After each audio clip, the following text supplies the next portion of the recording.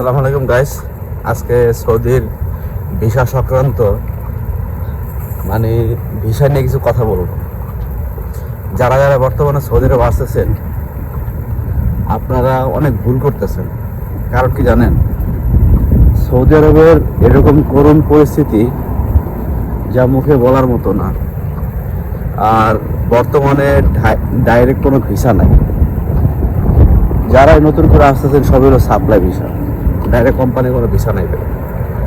আপনাদের দালাল অনেক কথাই বলে যে ডাইরেক্ট ভিসা আছে, এই আছে সেই আছে, অনেক লোক দেখায়, লালসা দেখায় যে বেতন এত, বেতন সে এত। ঠিক আছে, আজ থেকে 7 বছর আগে আপনার সৌদি আরব যেমন ছিল, 7 বছর আগে সৌদি আরব যেমন ছিল বর্তমানে কিন্তু তেমন নাই।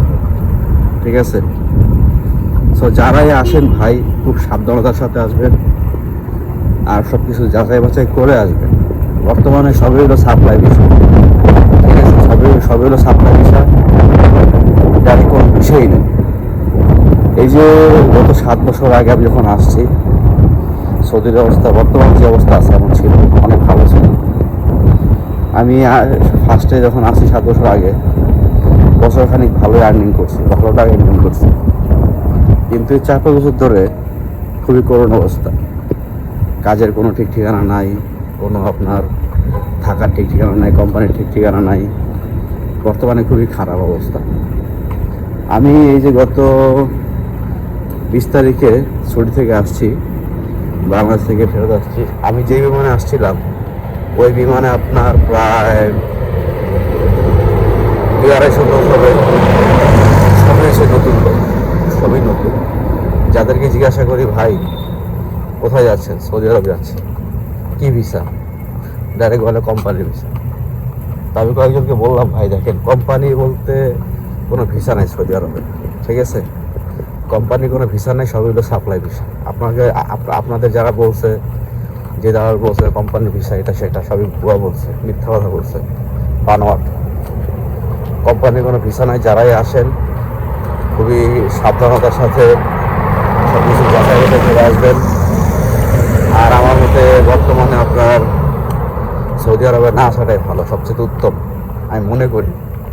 তো আপনাদের ভাই হিসাবে কথাটা বললাম, আপনাদের ভাই হিসাবে আমি কথাগুলো বললাম। যদি আপনাদের ভালো লাগে অবশ্যই সবার সাথে শেয়ার করে দিবেন আর সবাইকে সাবধান করে দিবেন। বর্তমানে সৌদি আরবে না আসাটাই ভালো আমি যেটা মনে করি। এই যে আমি আসি দেখেন, আমি কোম্পানির কাজ করি, কোম্পানিতে কাজ করি, মাস শেষে যাই পাই চলার মতো আলহামদুলিল্লাহ চলতে পারতেছি। কিন্তু এই যে ঠাড়া পড়া রোদ দেখেন, কত রোদ দেখছেন, অনেক রোদ, প্রচুর রোদ। এই ঠাড়া পড়া রোদের মধ্যে আমার প্রবাসী ভাইয়েরা কত কষ্ট করে, তারপরও মাস শেষে সেই বেতনটা পায় না। আর কাজ আগের তুলনায় অনেক কম, অনেক কম। কারণ এখন লোক বেশি, প্রতিযোগিতা বেড়ে গেছে। ঠিক আছে, সব জায়গায় প্রতিযোগিতা বেড়ে গেছে, সব কাজের ক্ষেত্রে প্রতিযোগিতাটা অনেক বেশি বেড়ে গেছে আগের সাথে। ঠিক আছে, তো আমার মতে আপনারা সৌদি আরবে না আসাটাই ভালো। ঠিক আছে, যদি পারেন দুবাই, মালয়েশিয়া এসব কান্ট্রিতে ঢোকার চেষ্টা করেন। কারণ ওসব কান্ট্রিতে ঢুকলে লাভ আছে, ওসব কান্ট্রিতে কাজও আছে, প্রচুর পরিমাণ টাকাও আছে। সৌদি আরবে নাই ভাই। এই যে অনেক মানুষ প্রশ্ন করবে আপনি আছেন কেন, আসি ভাই। এখন আমি পুরাতন মানুষ, কোম্পানিতে জব করতেছি, চাকরি করতেছি, ওই সুবাদে আমি আছি। কিন্তু যারা নতুন অবস্থায় আসতে চাইতেছেন তারা আইসেন না। নতুন অবস্থায় আইসে আপনি কিছুই করতে পারবেন না ভাই, খুবই খারাপ অবস্থা। আর ভিডিওটা যদি ভালো লাগে থাকে ভিডিওটা শেয়ার করে সবাইকে দেখার সুযোগ করে দেবেন। যদি ফেসবুক থেকে দেখে থাকেন ফেসবুকটা ফলো দিয়ে দেবেন। যদি ইউটিউব থেকে দেখে থাকেন চ্যানেলটাকে সাবস্ক্রাইব করে দেবেন। আর এই ভাইটার পাশে থাকবেন, এরকম আরও নতুন নতুন ভিডিও পেতে আমার সঙ্গেই থাকবেন। আর কত পরিমাণ রোদ আছে দেখছেন, 46 ডিগ্রি।